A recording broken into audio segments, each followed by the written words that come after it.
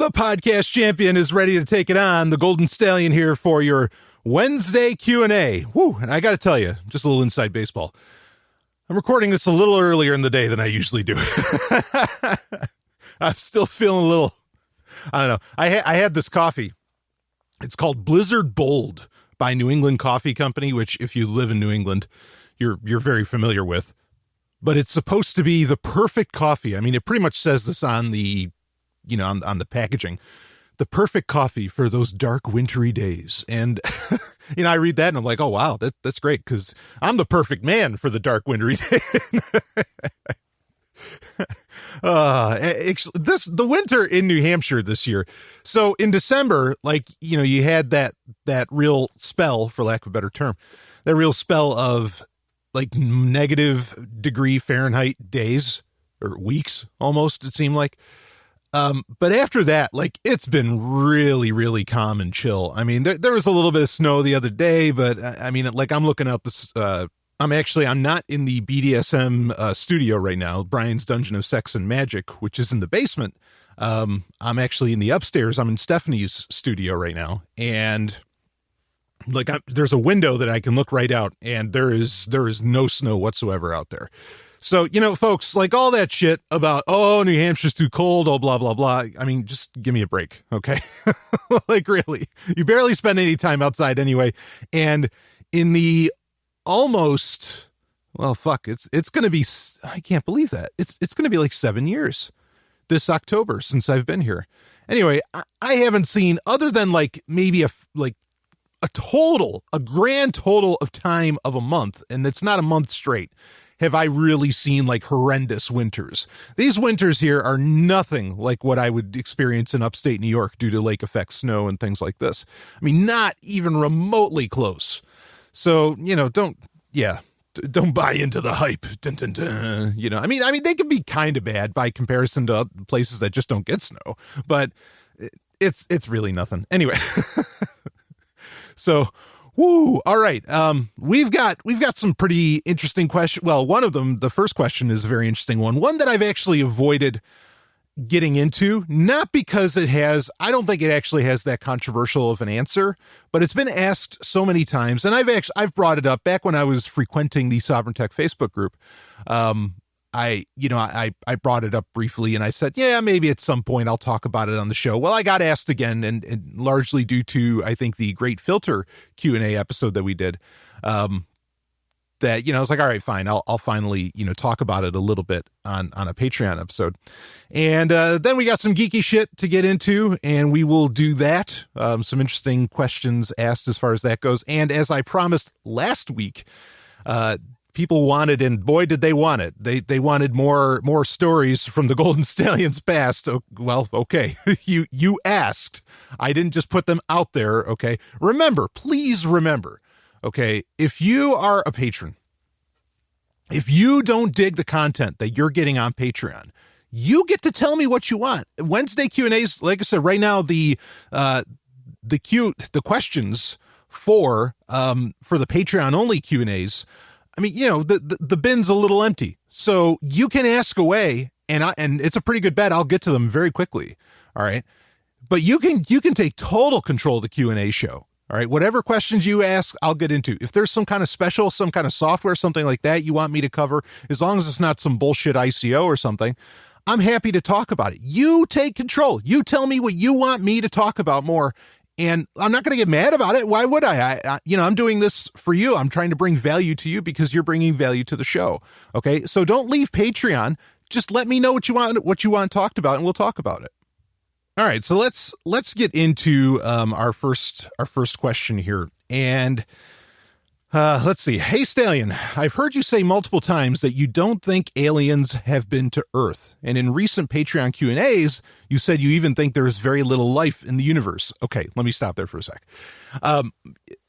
What I've said is that there's not a lot of complex life out there in the universe. Okay, as in sapient life, but animal life and microbes and shit like this, I'm open to those being all over the place and in all different wild kinds of variations. I'm open to different, not just carbon-based life, but, different kinds of life and all that. I'm open to all of that. But intelligent, sapient life, something like humans or maybe dolphins, something like that, that's what I think is exceptionally rare, like ridiculously fucking rare in the universe, especially by comparison to what I think most people think about, or what the Drake equation would tell you. So just to be clear on that, because I've had a lot of people who I know are actually very, very intelligent. They're scientists. I mean, they're real scientists, the whole thing. And they'll email me anytime this comes up, and they're like, yeah, but there's got to be, like this. And I'm like, no. Yeah, I agree that there's probably microbes and alien life and shit like that all over the place. Or I mean, animal life of a type, all over the place. But sapient life, conscious life, that's where it gets sketchy for me. So, okay, reading on. So I think the next question that clearly needs to be asked is, what's at Area 51? Okay. Well, I don't think anybody needs any introduction to what Area 51 is. But all right. So I have an answer to this. Okay. Of what is at Area 51. And not that, while granted, yes, I was in the U.S. Army. Okay. I was in the military, and I actually dealt heavily in my time in the military. I dealt heavily with other branches, including the Navy and the Air Force. I've spent time on a sub. I have, I've been on airstrips where some very interesting things would be going on, to put it simply. And that's the thing, is that really my answer to what's at Area 51 is a very simple one. I have seen a plane that is an open secret, as in you can read about it. It's out there. It's admitted, you can even look at the mission patch and everything. Like, I mean, it's a thing, I'm not revealing top secret information at all, really. I mean, I'm not going to say exactly where I've seen this, but I have seen the Rat 55. Now, if you don't know what the Rat 55 is, let's talk about this. So the Rat 55 is an old 737, okay, that had, I mean, and it has other technical names, NT43A. Now, what does RAT stand for? Like that's its official classification, is NT43A, and it's a 737 that has been in service of the military for decades. Not necessarily in its most recent form as the RAT 55, that hasn't been as long, but it's still been many, many years that it's been used as this. The term RAT, I think, stands for Radar Aircraft Test Bed, okay, because that's part of like its full name. No, I've never like seen it or heard it confirmed that that's what the RAT stands for in RAT 55. I have no fucking clue what the 55 means. Maybe it's the, latest incarnation, it's the 55th RAT. I mean, I don't know, as far as that goes, but what this thing is it's a test bed for a lot of different stealth technologies. Okay. And nobody exactly knows like all the different stealth technologies that it's been testing out over the years. But that's what it is. Now, it does get parked. It's more or less known that one of its parking spots, and this thing goes all over the world. Like I said, I don't want to say I've had the pleasure, but I've seen it. Okay. Like with my own eyes. All right. But one of the places that it's been parked is at Area 51. I don't know that the Rat 55 has ever really taken off. So there's a very special terminal at McCarran International. I know I have some patrons who live in Las Vegas. Okay, so maybe you know more about this than even I do. I know like EG&G, which is this contractor that actually handles sending independent or, sending contractors, other hired contractors to various bases. And I assume that would also include Area 51, in the, Southwest United States area and even other areas, I'm sure, if it's necessary. These things look like flying Tylenols. Like, I mean, they're operating a bunch of different 737s.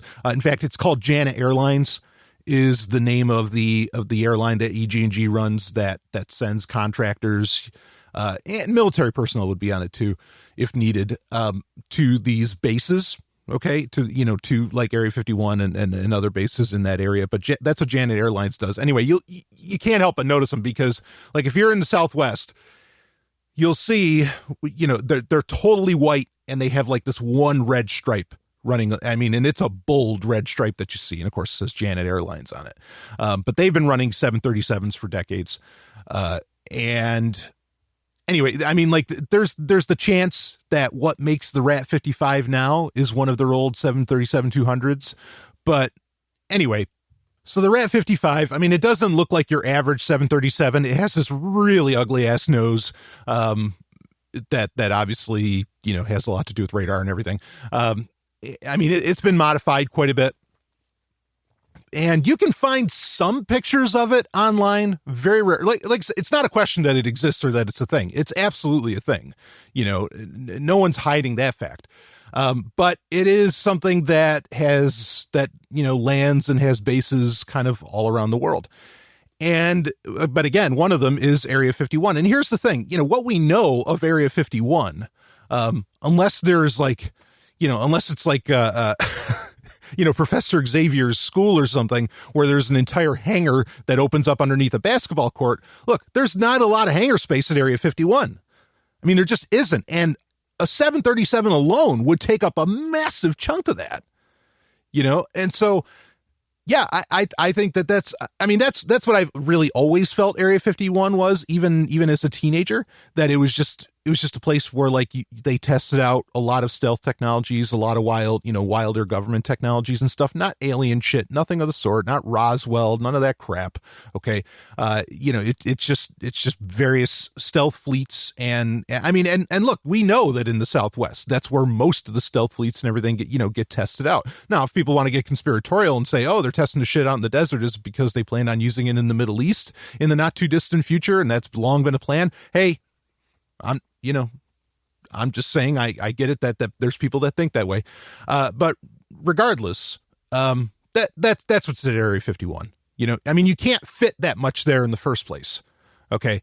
And for the Rat 55 to take up any amount of time there, really points at the fact that there's not a bunch of crazy shit there. I mean, there just isn't, because you've got to fit that 737 at some point, in those hangars, and they're constantly doing new tests. I mean, it's still, as far as I know, the Rat 55, still flies today. Like it's still being used to test all this stuff out today. So that's why because I've been asked about that before, like what's at Area 51.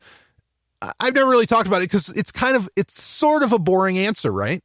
Like it's just a government test plane or test planes. That are there, because I'm sure the Rat 55 isn't the only thing of its ilk.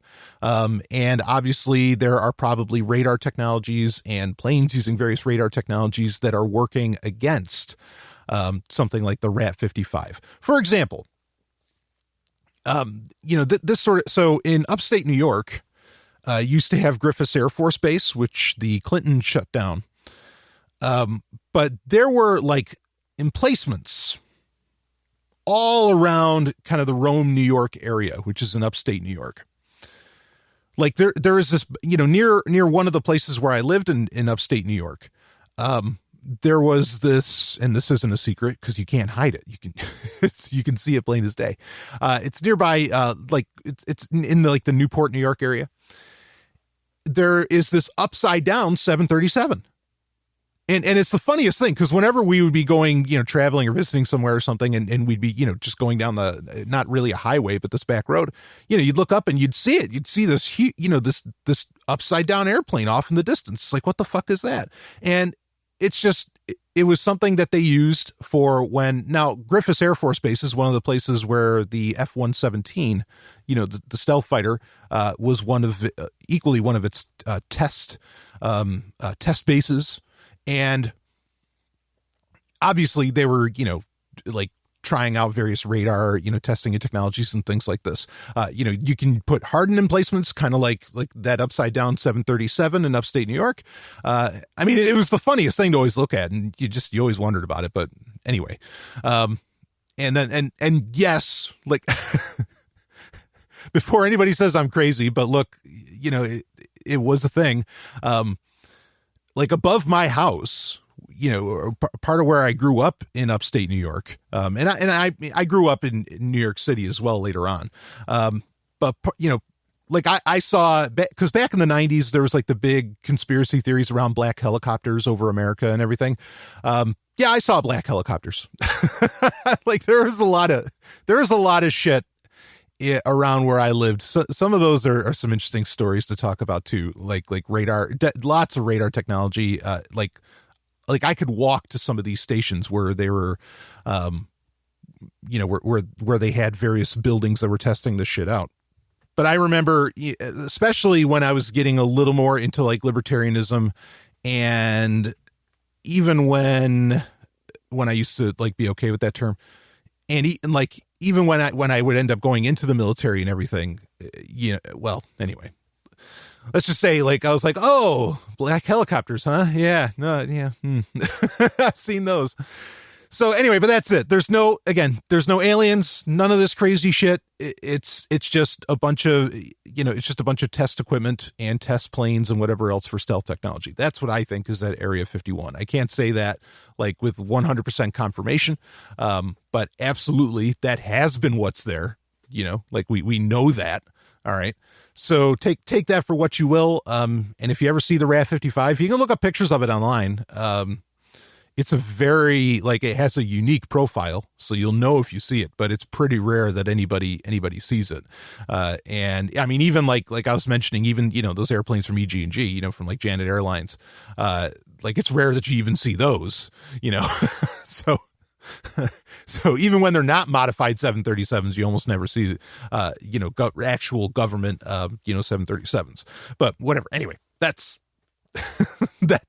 There it is. So what's at Area 51? Just a bunch of stealth technologies, and not even like, triangle ships that can make these wild right angles and all this horse shit, nothing like that. Just, good. I don't want to say old fashioned. I mean, obviously it's super high tech and very top secret, but it's just old fashioned laws of physics, stealth technologies, that are tested and parked there. That's it.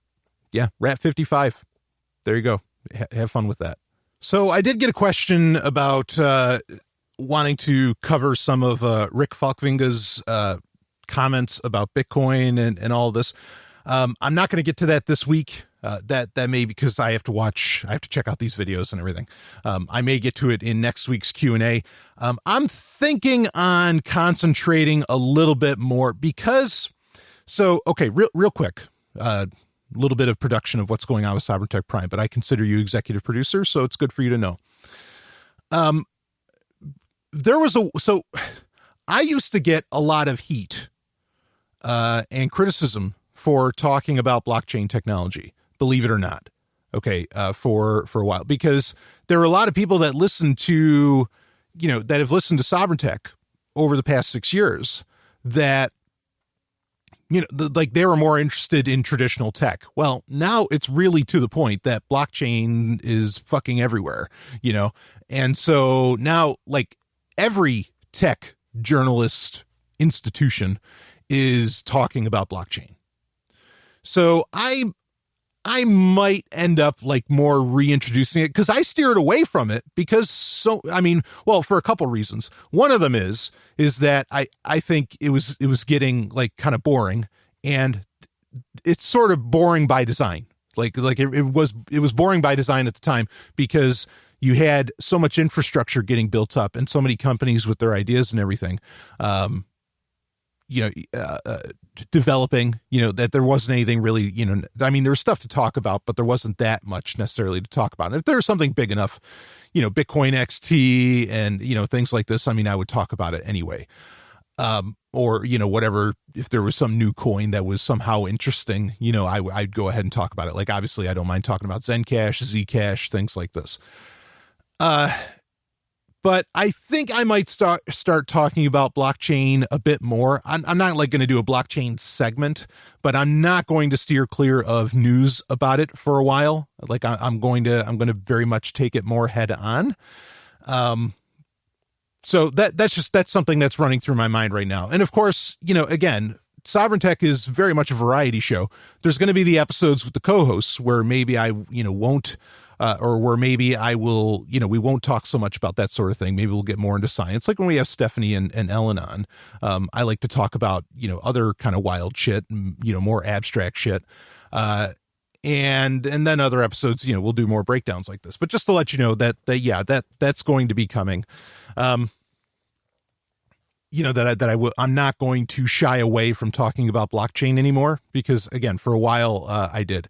Andreas Antonopoulos, who is he might even be hearing this because he's a patron, very gracious patron, of the show. He's asked he's offered to be on the show anytime. I've never taken him up on that offer in all of the years that I've known him, and he's a good friend.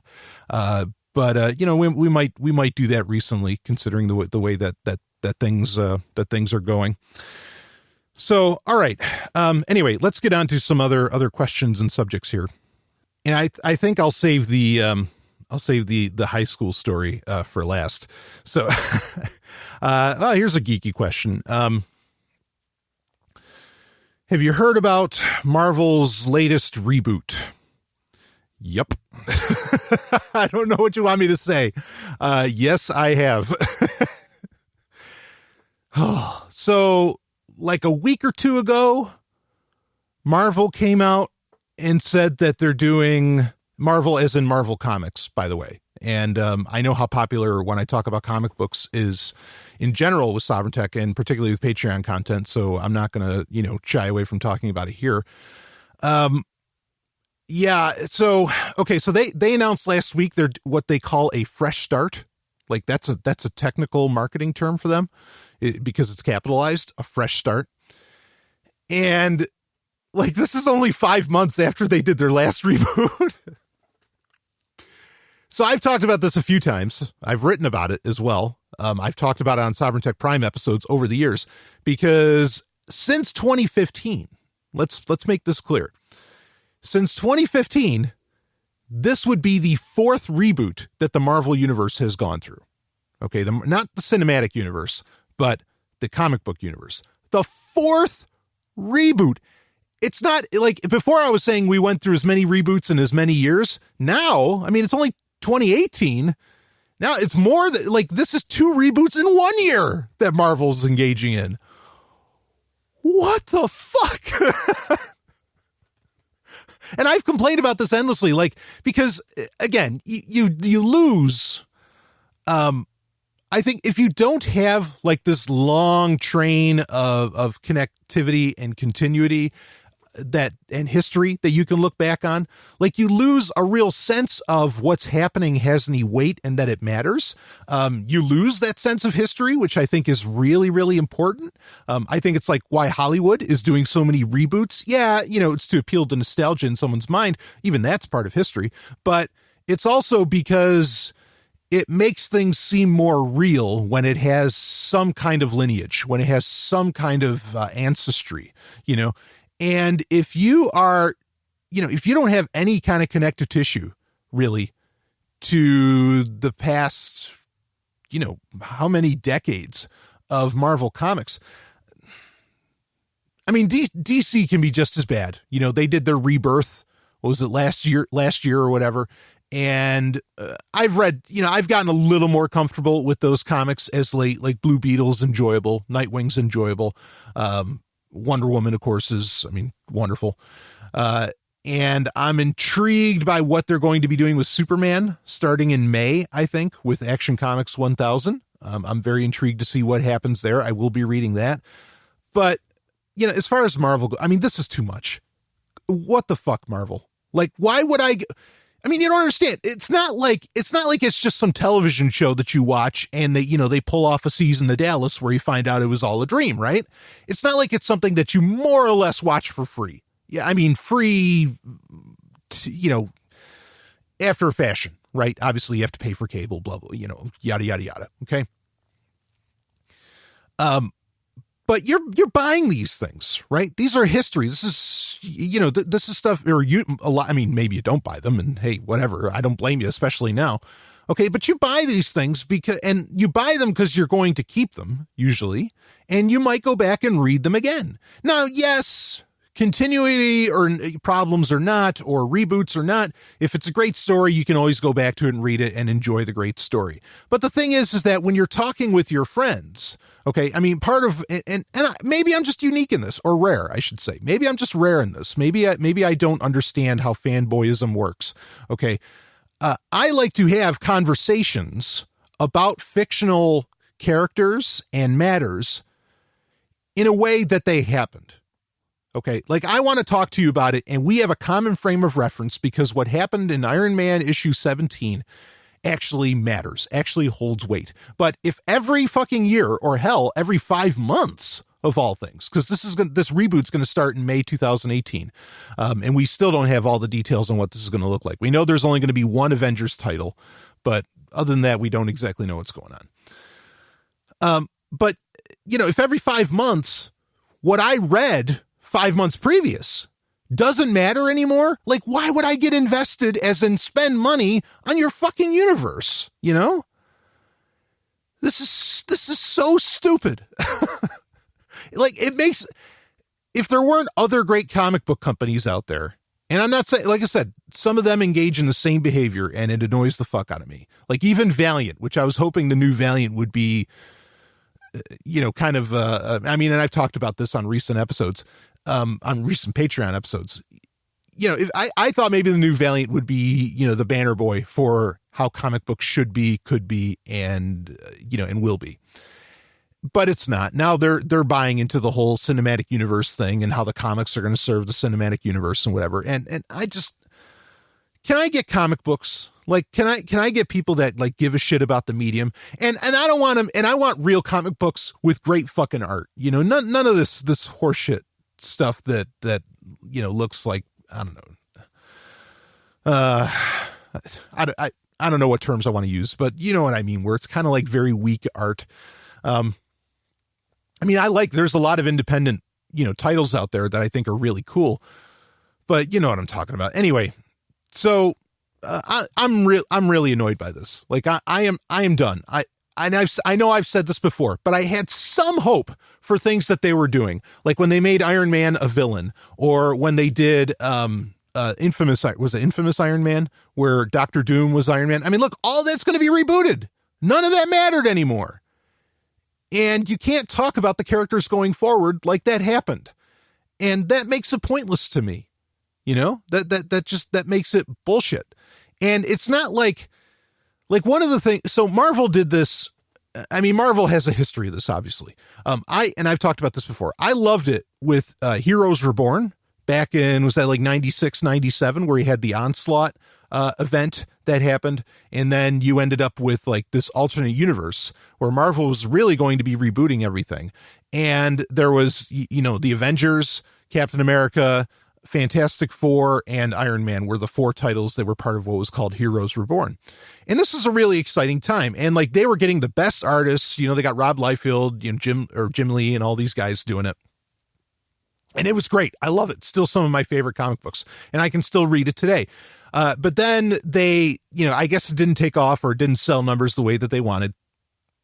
And so they kind of they put the Heroes Reborn storyline sort of back into the canon. They made it fit back into the canon. And that's part of the problem too, is that they're more or less just refreshing things. They're not paying attention to any past canon or whatever. Like, okay, so Heroes Reborn didn't work, so let's see, how can we fit this into the broader Marvel canon? All right, good. You know, like that's, in my opinion, that's the right way to do it. That way there's still, like, this still happened. Like what happened with Heroes Reborn still happened. You just found out it was like this, you know, like this bubble universe created by Franklin Richards. Okay.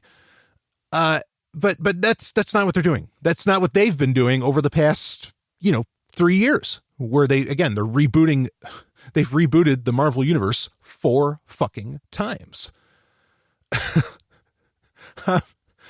Yeah. I mean, you could say it's nature of comics, but like this, and look, I'm not saying that 10 years from now, Marvel couldn't do a reboot, but 4 times in 3 years, really? Like that gives me no time whatsoever to enjoy what I've read since 2015. Do you get me? I mean, if you want to, and I won't get mad about it, go ahead and defend this. Defend this decision outside of it's a marketing scheme, which is obviously what it is. Okay, but outside of that, from a storytelling point, from the good of the comic book industry, other than the money side, tell me how this makes sense. Defend this for me, because it's bullshit.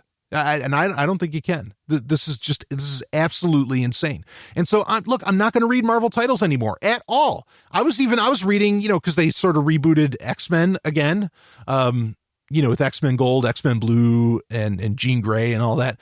Like, what are they doing with that? Is that going to be part of this fresh start? Again, that's the technical term from Marvel. Is this going to be part of the fresh start? Well, then why did I bother getting into this? And I was really digging the return of Jean Grey and everything. Fuck it. Or the Dark Phoenix, the Phoenix. Sorry, Phoenix Resurrection, right? I'm just done. I can't do it anymore. I'm not going to do it anymore. What I read, I want it to matter. That's why I read Star Wars comics, because even though the movies aren't doing a great job, and we just released the February Star Wars update with Robin that I did. That was an awesome time. We went like 2 hours. Okay. Like we discussed in that, sure. Like the broader Star Wars universe, like the movies and things, aren't paying fealty and homage to other parts of the Star Wars, media that are canon, like the comic books and even the novels and whatever. Sure, I get that, but at least I still have in the back of my mind that, well, this does matter. Like, and at some point there might be some payoff somewhere. Who knows, and maybe there never will be, but at least I can say to myself, well, when I talk to another Star Wars fan, this is a point of what's happening in the universe that is, that's something we can share. Okay, like it's something that actually happened and that has bearing regardless of whether or not it shows up in a movie.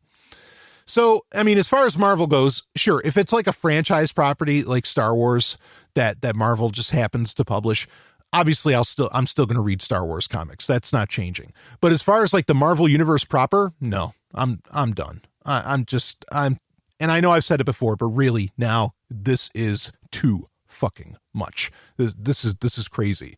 It's bad enough I didn't really want to read any of the DC Rebirth titles either, because I was actually supportive of New 52. It's not like I'm against reboots. I thought New 52 was a great idea.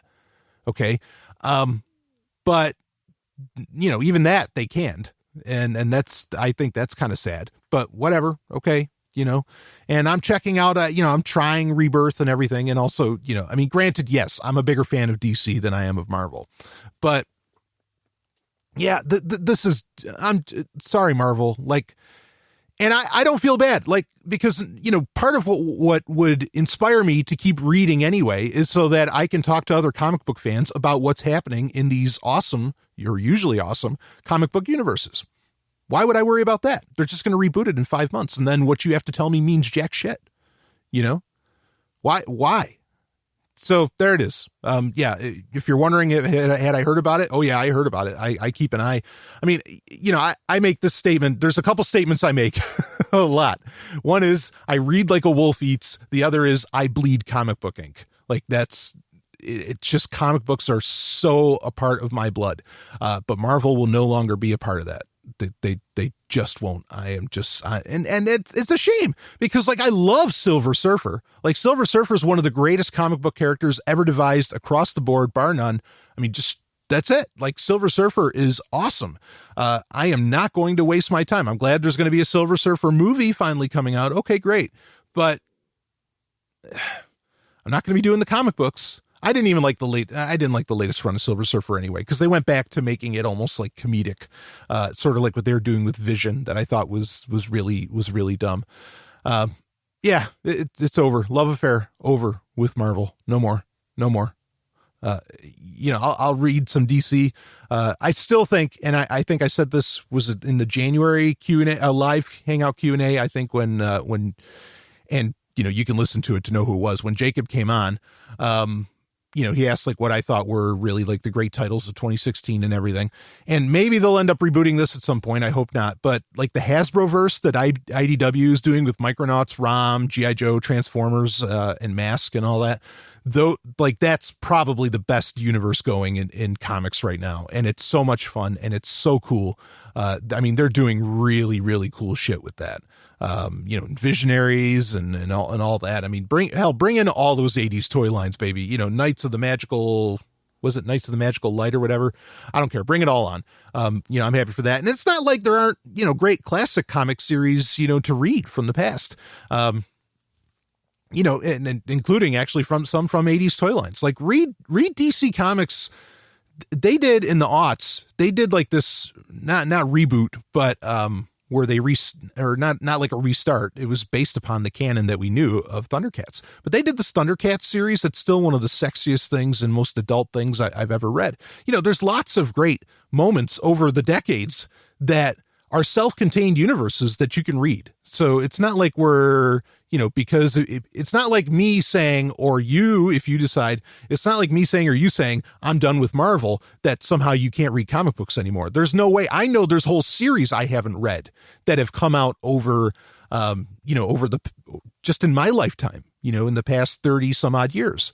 Okay. Like Epic Comics, right? That was the more like sci-fi adult print that Marvel had in the 80s and 90s. I haven't read a lot of those. I've read some, but I haven't read a lot of those. I want to read those. Those are all self-contained universes, and you can talk about them, and you can talk about them, in the way that I was describing, the joy of talking fictional universes. So anyway, okay, let's move on to some other shit, shall we? So, all right, a couple of quick little reviews that probably should never and would never make a Sovereign Tech Prime episode, and then I'll get into that story that people wanted me to tell from high school. So I saw, I guess this would have been last week, I was going to hang with Ellen, and I ended up catching the movie Samson, which this is a new release, not widely distributed theatrically, but if it's the right theater, it's out there. It's there. And I saw...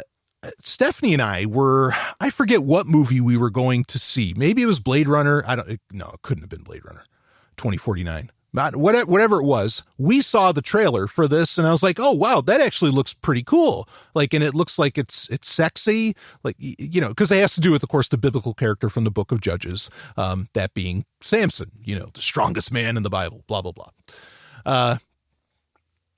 And I wanted to see it, and considering that I saw the trailer at a minor theater, I figured it was going to get wide release. Turned out that it wasn't.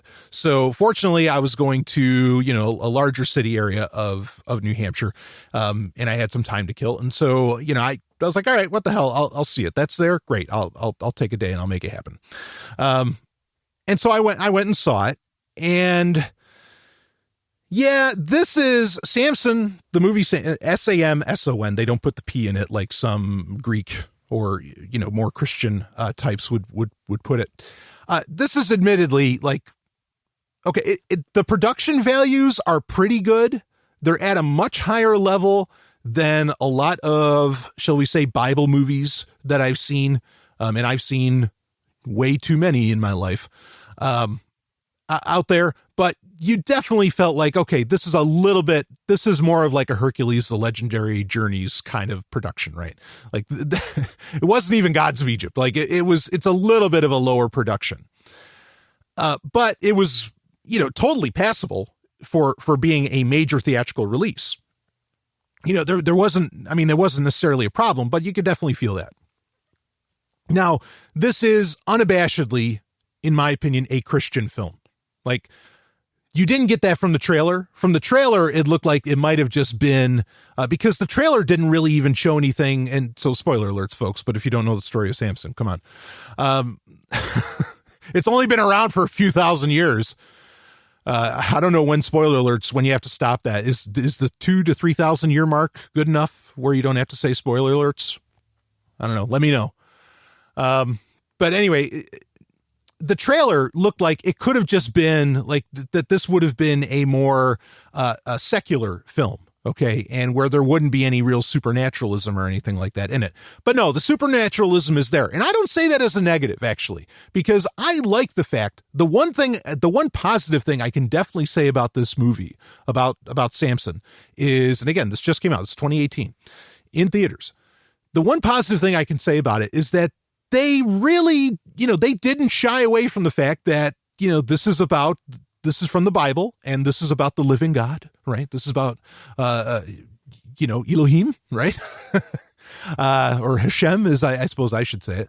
But anyway, this is about that, and there is no bones about it. That this is, Samson does supernatural shit. It's not like, Exodus, Gods and Kings, where, okay, did that actually happen? Or is this all in just like crazy Moses' mind or something? No, this shit's happening. Okay. And there's points where, you're seeing God's power on display, blah, blah, blah. And I applaud it for that, because why the fuck not? Just let it be. It's a crazy story already. Let it happen. The guy, Taylor James, who I don't know if he's any kind of big actor, but he plays Samson. He's got a pretty good look. Muscular guy, big guy. He doesn't, granted, what should a Hebrew look like? Well, that can kind of be up in the air.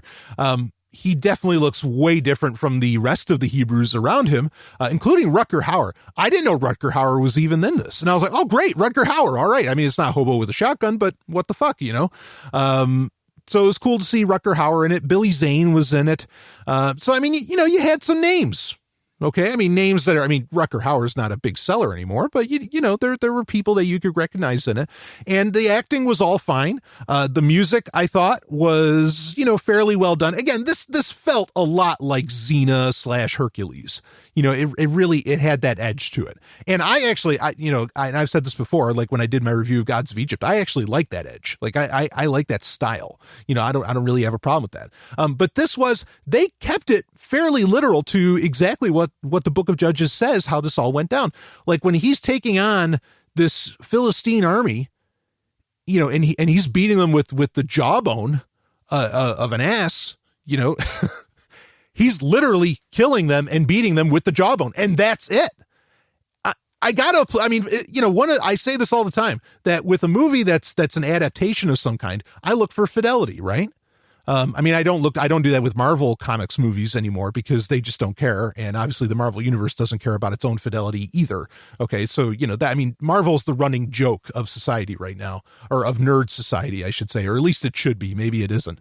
But anyway, Samson, they paid fidelity, like all the way, like he literally, as impractical as you would think that he's killing, tens to hundreds of Philistines in one battle, all on his own, no one else around him. He does it, and he does it with the fucking jawbone. Amazing.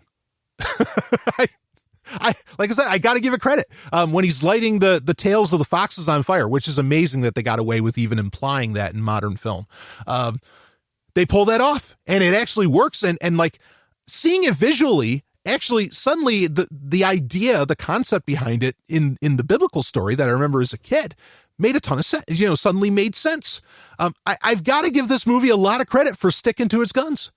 I really do. I don't think its one flaw is that the trailer, okay, which, I've talked about this many times on Sovereign Tech. We need to steer clear of caring about, of even like, even watching trailers is kind of like meaningless now, because their trailers are just these, and you could say they've always been, but I don't think they've always been.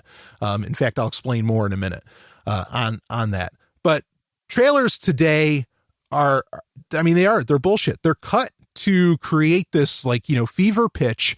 It's not to accurately display the story at all. It's just to get your ass in the seats. That's all a trailer is about now. As to where really there used to be, and I'll prove the point, there used to be like at least some, like they would try to tell you the reality of what the movie was about. That is no longer true. So don't bother with trailers anymore. But anyway, the trailer for Samson was clearly showing the second half of this film, and the film's under 2 hours, but it's showing like almost everything from the second half of this, because the trailer showed a lot more action. As to where this movie, perhaps what kept this movie from being genuinely enjoyable, because I didn't think it was like that enjoyable, is that the first hour or the first 40 minutes is way too slow. It is way too slow. They should have gotten to so many things so much quicker. I I mean, it's painfully slow. And usually I can enjoy a slow film. This is not a movie where you can get away with that. Like, this is not a story where you can get away with slowness. And there's no reason to, because they glossed over a lot of in my opinion, they glossed over a lot of the later parts of Samson's life, and what I would argue would be the more interesting parts. And why are they more interesting? Because frankly, they're a lot more sexy. I mean, way more sexy. Not that the people they had, the gal they had playing Delilah, of course, she was great. I thought she was fine. It's not like there weren't elements that were sexy, but this movie, aside from, depending upon your interpretation, the womanizing and other parts of the Samson story, it's arguably, next to like the Song of Solomon, it's probably the most erotic and sexiest part of the Bible.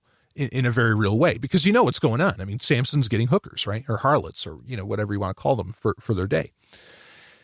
Sacred prostitutes or something, I mean, like, he's engaging in this. There should have been, I mean, not that they shied away from the fact that Samson enjoyed women. In fact, he even has a great line where, like, I think his mother or something says, it's like, will you stop, with all the girls? And he says, oh, I'm just enjoying God's creation. And I was like, oh, that's clever. Shit, when I was a Christian, I should have said something like that, because that was pretty good. But anyway, well, and actually that's before anybody thinks, oh, isn't that a little modern machismo or something going on? No, in Judaism, there's actually a blessing that you say for that is a blessing that considers the beauty of women to be an absolute blessing. So that totally fits in, even within Judaism. So anyway, yeah, this movie was not sexy enough. The action took way too long to get to. Way too long. You could have gotten away with maybe 15, 20 minutes of slowness in the beginning of this movie, but it went 2-3 times that. So that kept it from being really enjoyable. But when some of the action hits and when some of the stuff is going on, like, it's impressive. It works. And again, I have to give it credit for making no bones about it that it takes the Bible totally literally and at face value, or the book of Judges, I should say. And good, I as much as I think the Bible's bullshit, I applaud them for, putting the bullshit on display as it was described, more or less. I mean, they did a really good job with fidelity. I mean, Samson is like probably, it was always when I actually was either, because again, I was raised Jewish and then I had to convert to Christianity. Whether Jewish or Christian, like, Samson was largely always my favorite character in the Bible. So, and that's part of the reason I was willing to see this. Again, as far as like out of 10, I mean, I'd probably give it a 5. And a big part of the 5 is that when the action hits, it is good. And its fidelity to the source material. But otherwise it'd probably be a 4. But that's what gives it a 5. But it's a tough watch. If you watched it at 2x speed or something in VLC player, maybe then you could give it a 6 or something, or a 7 maybe. But no way. Actually, no, it should never be a 7. 6 would be as high as it goes. So yeah, not sexy enough. If it was a lot more sexy, it could have gone to a 7. That's what could have fixed it. But this was obviously a film actually made by somebody thinking that they're Christian. And yeah, there it is. So, it wasn't going to get that sexy, unfortunately. But again, I mean, I don't even want to necessarily say it was enjoyable, because you've got to appreciate, like, the only thing that made it enjoyable really was largely the fidelity, to it. And if you're not into that, then the movie would be totally meaningless, and you probably give it a 3 just for not being, looking totally ridiculous. So, okay, all right, real quick, let's move on to another quick review. And then we'll get to your last burning question here. And this other review, this just came into me, yesterday. That would have been February 27th.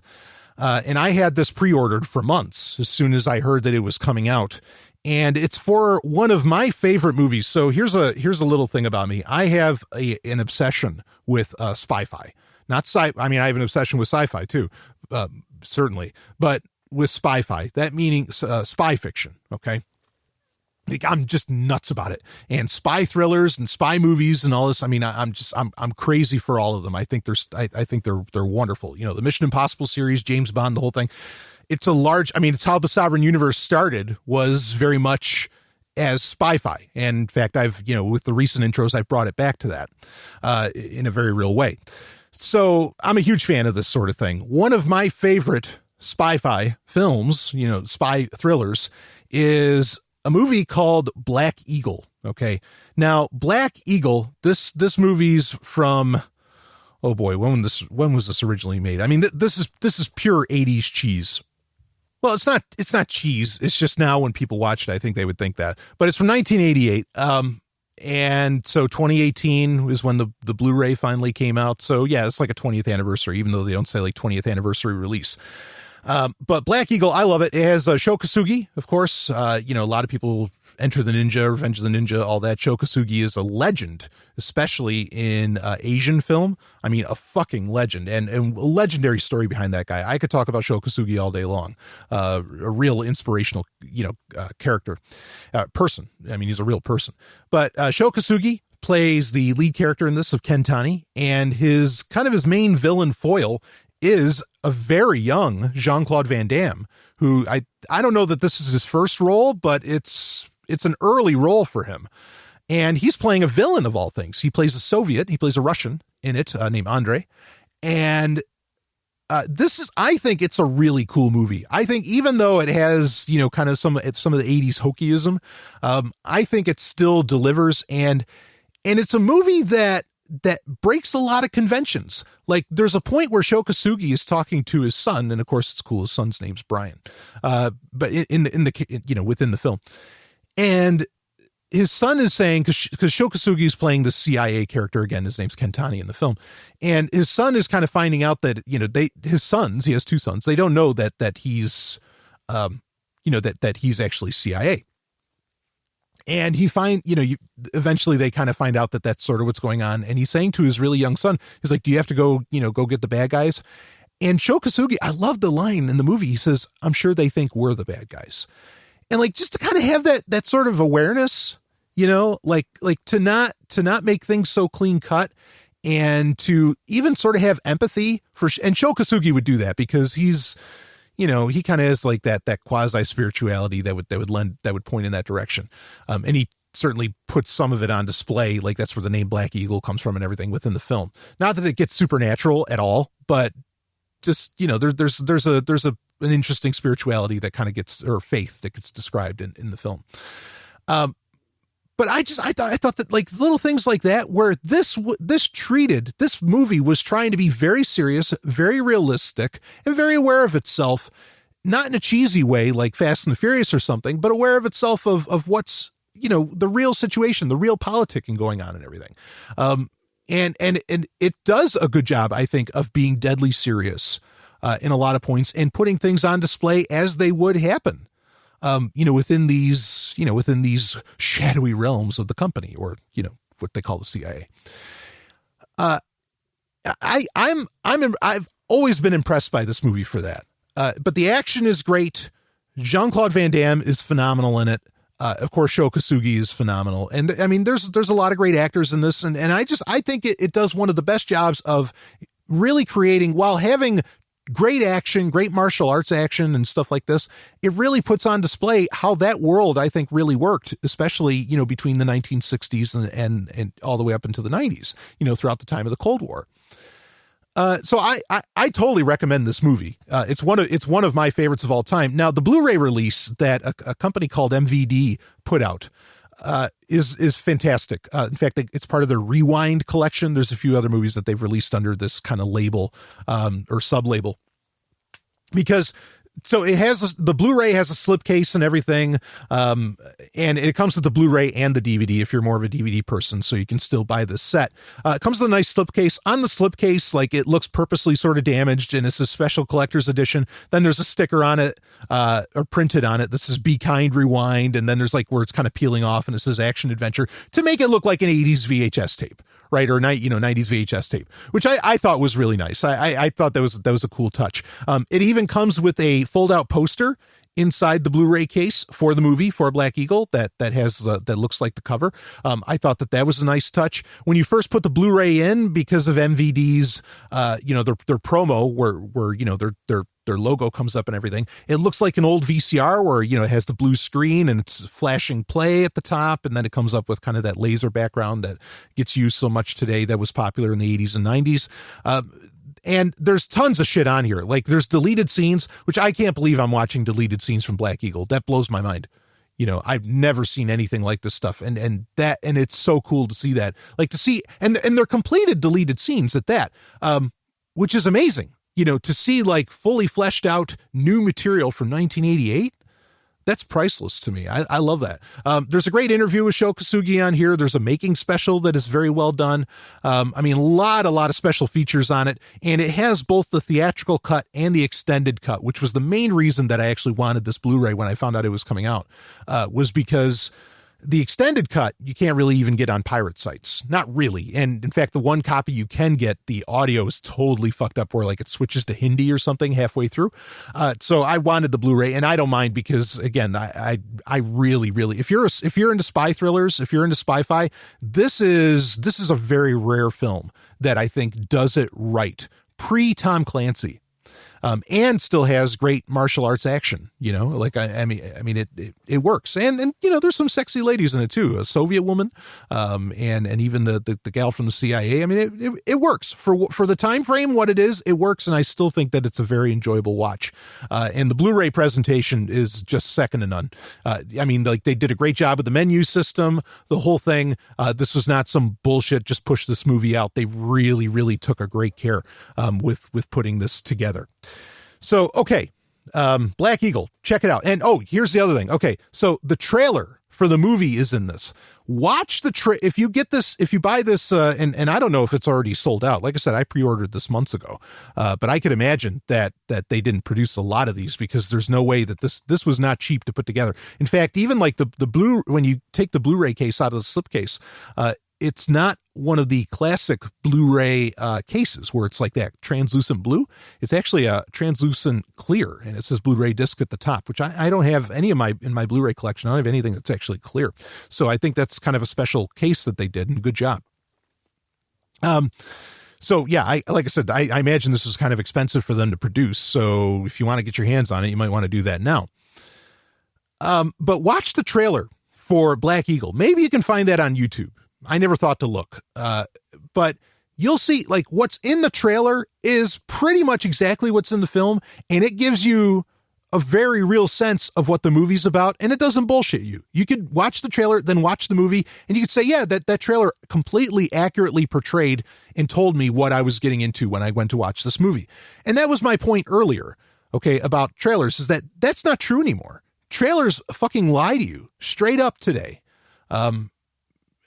Because it's all about just getting your ass in the seats, as to where it used to be back in 88, at least, with this movie. And I don't think this was a small movie. I think Hollywood was banking pretty hard that they could turn Sho Kosugi into a real marketable property. I don't think it happened, but Sho Kosugi was so big in Asian film. I think this is one of those cases where they, when you would bring over Jackie Chan, right, and you'd hope you could make, a lot out of Jackie Chan, which obviously Hollywood did great with Jackie Chan. This is a little bit before then, it's before Rumble in the Bronx, and it's with Sho Kosugi, but I think they were really hoping that they could make this guy into something, kind of like they do with Sammo Hung and some of these others. So this wasn't some minor release at all. And so to see a trailer that actually tells what the movie is about and, is honest, how about that? When it's interesting to compare to modern cinematic practices. All right, we're at the hour mark. This story could take a while. I'm really, really tempted to save this story for next week. All right, I'll start telling it, because I've said it in longer form in the past, so maybe, you can look back for those. But this is the story of Melt. Okay, so, and where this comes from is I got a question on Twitter that was, did you have any anti-authoritarian moments / episodes at all while in school? If so, then what were your most memorable ones? This is without a doubt the most memorable. Like, I mean, the one I told last week about when I was at a Christian school and got kicked out, that's pretty memorable too. But this one was memorable because this one affected a lot of people, not just me. And it's a nice sequel to what happened, what I was talking about in last week's Q&A. So I get kicked out of 8th grade. I get kicked out of a Christian school, an Adventist school, particularly, for being, really just an intellectual troublemaker. It's not like I was necessarily getting in fights with anybody or anything like that. And I end up for 9th grade, after getting kicked out and homeschooling for a little bit, I end up going to the public school system that's in the area. And in so doing, and this is Whitesboro, actually, of all names, I go to Whitesboro High School. That's how this ends up. And now when I left that public school system, I certainly wasn't the person that looks remotely like I do now, meaning that I was kind of shorter, maybe a little tubby, and chubby. I wasn't like the 6'1" guy that has a pretty good build on him and things like this, which come 9th grade, come that age, I was. Like when I went back to that public school system, there was a lot of, kids that remembered me. And I had some friends from years previous, from like 6th grade, that remembered me and everything. But I very much looked like a completely different person. I was a very different person than I was in 6th grade. Obviously. I mean, that happens as you're growing up, in those teenage years. And, I knew, like, I was concerned because, and like I said last week, that, especially in 6th grade, like I would get picked on and I'd be going home crying. I made it a point when I was going back to the public school system that I was not going to let that happen again. I was not going to be abused in that way. I was not going to, allow myself to get picked on in that way, whatever. So 9th grade, I end up getting in a ton of fights. I end up taking the late bus home way more often, I think, than I took the regular bus home, all because literally it was almost literally scheduling fights with people because they would pick on me, they would do something, and I wouldn't take it. Not that I won all of those fights, but because, and I hate part of me hates talking about this because it's so antithetical to human evolution. Like it's so much high school bullshit. That I think sadly people never really let go of. But I did earn a lot of respect from a lot of bullies and a lot of people that would pick on me years previous. One guy actually broke their hand against my face when they punched me. That guy never got in a fight with me again. Even though arguably I don't know that I won that fight, but he busted his hand. He broke he was in a cast, the whole thing for quite a while. And in fact, I'll never forget the guy's name. His guy's name was Chris. I'll say Chris L. And ends with an R. But anyway, so I come outside of 9th grade. I wasn't really getting picked on anymore. Once we got past a lot of those first 6 months or so, I wasn't really getting picked on anymore. I mean, some people would crack jokes and say something, whatever, some stupid shit.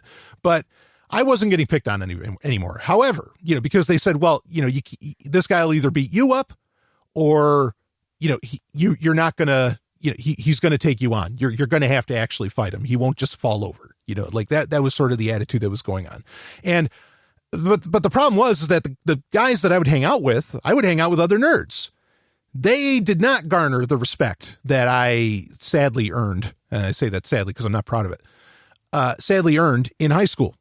And they would continue to get picked on. They would continue to get their books slapped out of their hands. They would continue to get beat up or whatever, or, whatever was going on for them. And I wouldn't know about it most of the time. Otherwise, maybe I would have, helped out my friends or something. And there was even like, I remember specifically when a guy, said to me in high school, he's like, you're cool, Brian, but like, what the fuck's going on with your friends? Like, what the fuck is with these dudes and everything? And eventually, one of my friends, I did not come up with this. One of my friends just out of nowhere, like somebody was about to like slam his head into a locker, I guess. Maybe that was the situation that was going on. But he just turned to the guy and he just yelled out the word, Svegen. He just did that. and just looked at the guy like with crazy eyes, and the dude was totally taken aback, and he just walked away from my friend. Like, what the fuck was that? And we all just sort of looked at each other and we went, whoa, what happened? And I think what happened was the guy, the bully, we'll say, like he literally couldn't mentally process what the fuck just went down. He couldn't get it. And because like no one had ever done anything like that where they just like suddenly yelled at him, I mean, it was just this little, to use a quote from the Dead Poets Society, this barbaric yawp or something. And so my friend, that friend, his name was Steven, he would start walking around, yelling that out. And eventually like, well, we got to come up with another term though. We got to come up with something. And somehow or other, I don't remember how exactly this was chosen, but it was a mistake because it's a verb, which means that there would have been an action taken, where if it was just some bullshit word, nobody could have said anything. But they came up with the word melt. I don't know how, I really don't remember exactly how we came up with that. But what would happen is that, suddenly my friends and I, and there was, we were in the double digits as far as being a gang of nerds. We're walking around these, the hallways of high school, just yelling, we just, just melt, melt, melt, we'd like do kind of funny voices with it sometimes and everything. And anytime somebody wanted to like try and mess with you, then you'd really yelling out, melt. I mean, like you really give it this big thing. And it messed with them. They couldn't get it. And this would have been, I guess maybe this would have been, not sophomore, but maybe for me, it might've been junior. I think for my friend Steven, it was actually sophomore year. And it just kept taking off. And like, the amazing thing is that my friends, I wasn't really getting picked on anyway, but certainly like my friends, like all the picking on, it just stopped. And it's like, they were afraid of us all because we were just yelling out this word. That's all that was going on. Nobody was like, these guys, my friends, like they literally couldn't hurt a fly. I mean, they were, the bulk of them for all intents and purposes, and I say this with respect, were wimps. Okay.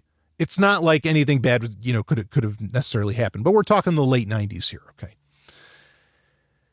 And eventually we decided, we're like, you know what? Like, I mean, we're like, wow, we're winning. Like, this is good. And kind of thinking of like Revenge of the Nerds and everything. It's like, wow, we're beating the jocks. Like they're leaving us alone. This is very exciting. We're really, really excited about this, because, nobody was getting picked on anymore. And even like some gals were starting to take interest in some of, my friends and everything. And it was all really cool. And so we're like, you know what? We need to celebrate this. And of course, in typical nerd fashion, we said, all right, we're going to make a melt day. And that day is going to be March 3rd. Why? Because on the calendar, that's 33 degrees, the temperature at which ice melts, right? Awesome. Okay. So we're going to have melt day. I guess maybe this would have been like in 1998 or something. And we start talking about it. We're getting really excited about it. We're going to have a good time and everything. And this is right around the time that shit like Columbine and some other things happen.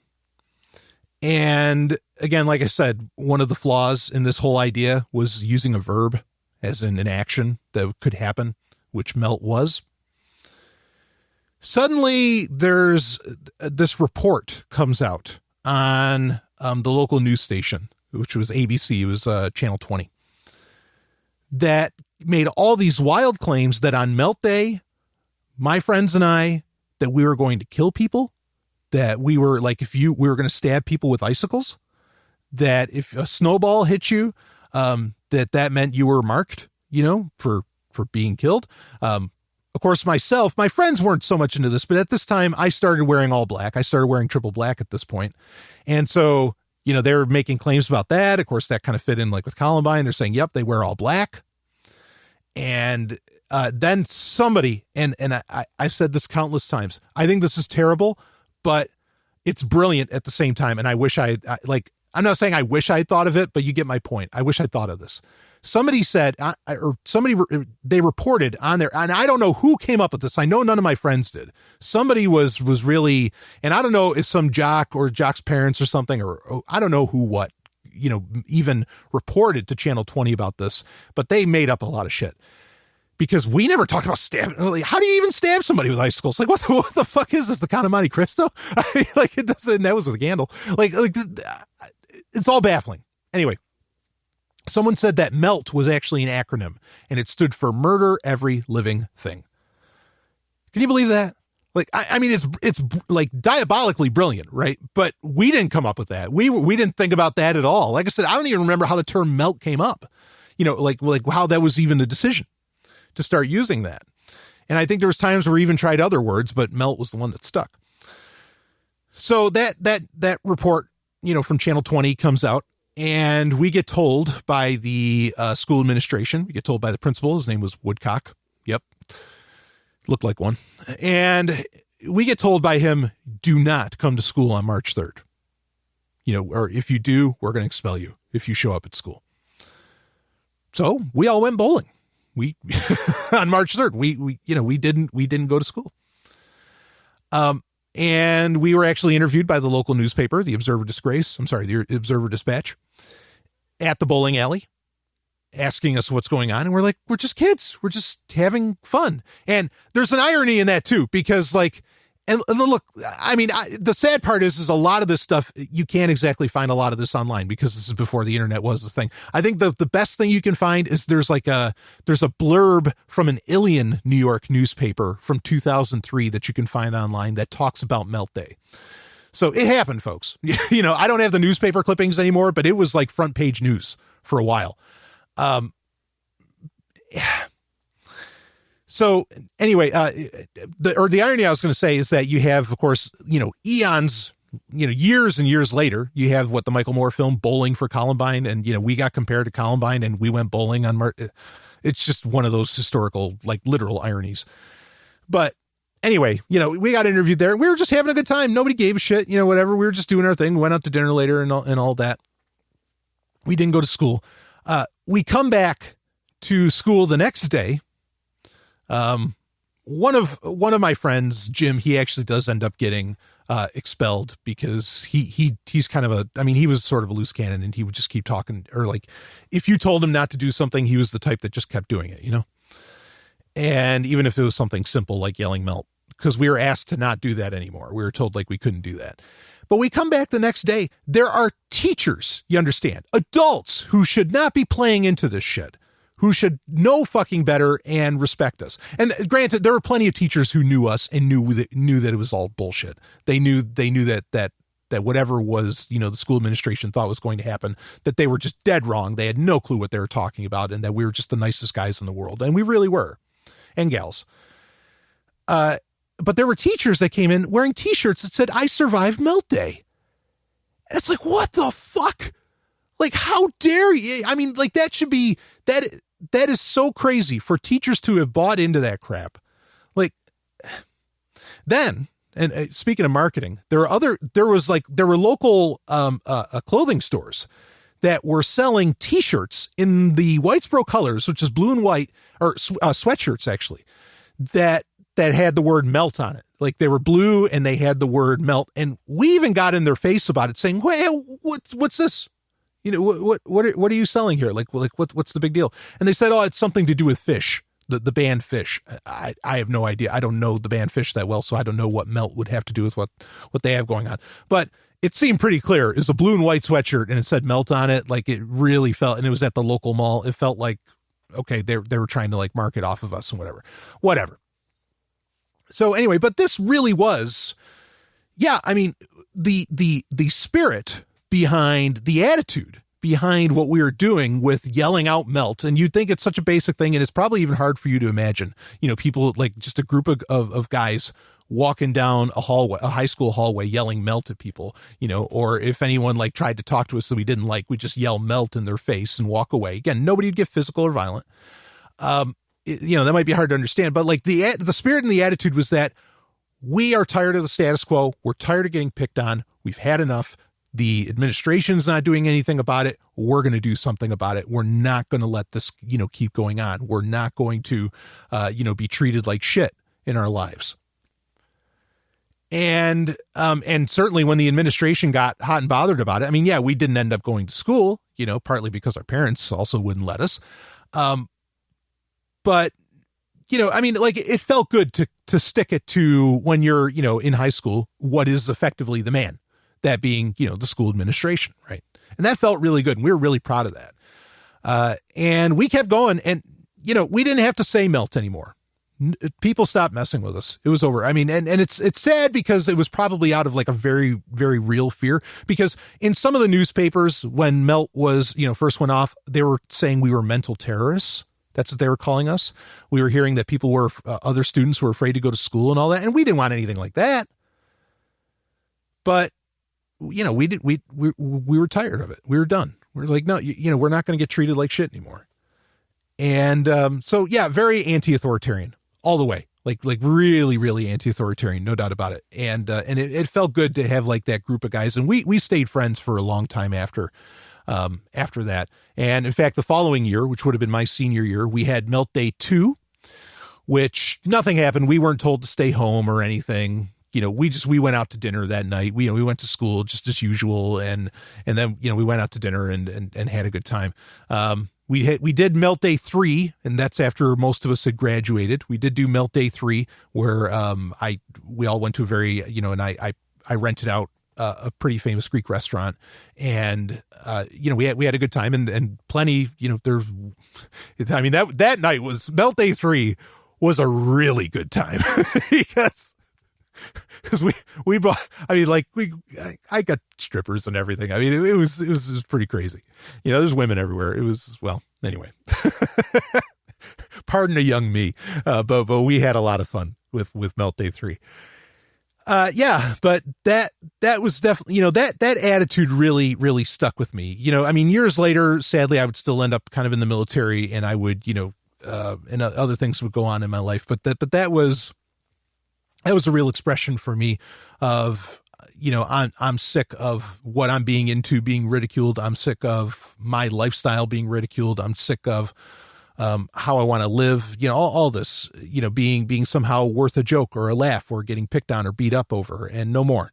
I absolutely will not take my life, being shat on, by people if they try, and peacefully.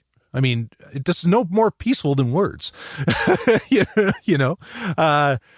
never, yes, in ninth grade, like I said, I got in a lot of fights and it was physical, but that was before melt was the thing. That was before I had, that really close knit group of friends. That was more when I was on my own. So, I had to deal with that, but yeah, that at the end of the day, at the end of all of it, it felt really good because we felt like, sadly, there was a lot of security things that were put into place over the following years at Whitesboro High School because of what we did and because of, school shootings and things that were going on back in the late 90s. I don't feel good about that, but I definitely feel good about the fact that, we fucked the status quo and we didn't take any shit and we won. And we really did. At the end of it, we won, and it feels good. It's to this day, it still feels really good to know that even in as oppressive a system as high school is, as much as that is prison, we beat the prison.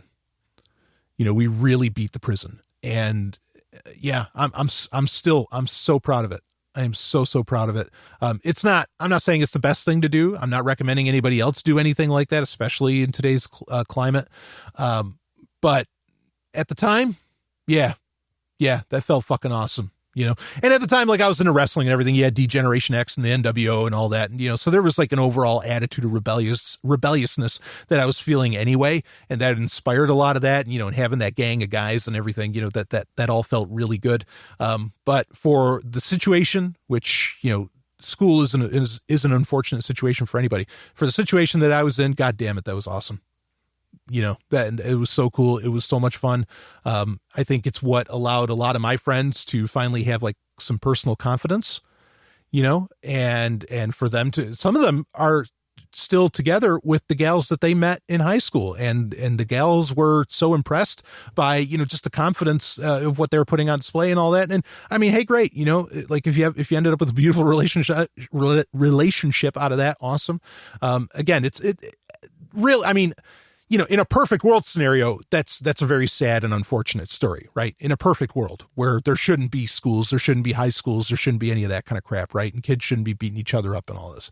But in a not so perfect world, yeah, it felt awesome. So anyway, okay, that's it. We're an hour and 20. This is one of the longest Q&As ever. I got that story out to you, though. Feel free to send in more questions. Just let me know. You can use the contact form at contact.zog.ninja, or you can use Patreon to message me, or the community tab on Patreon, and I will get to questions for the Wednesday Patreon-only Q&As, which I make sure I get to those questions. As to where the ones on the Sovereign Tech Prime episodes, I can't guarantee that I'm always or ever going to get to them. Okay, but if you want to guarantee, well, that's what the Wednesday Q&A is here for on Patreon. So thanks so much. Anyway, got some great stuff coming out. March is coming now, and got some really cool things lined up for March that I'm looking forward to sharing with you. I will see you on the other side. Woo! Melt! Melt! Melt! Melt! Hee hee.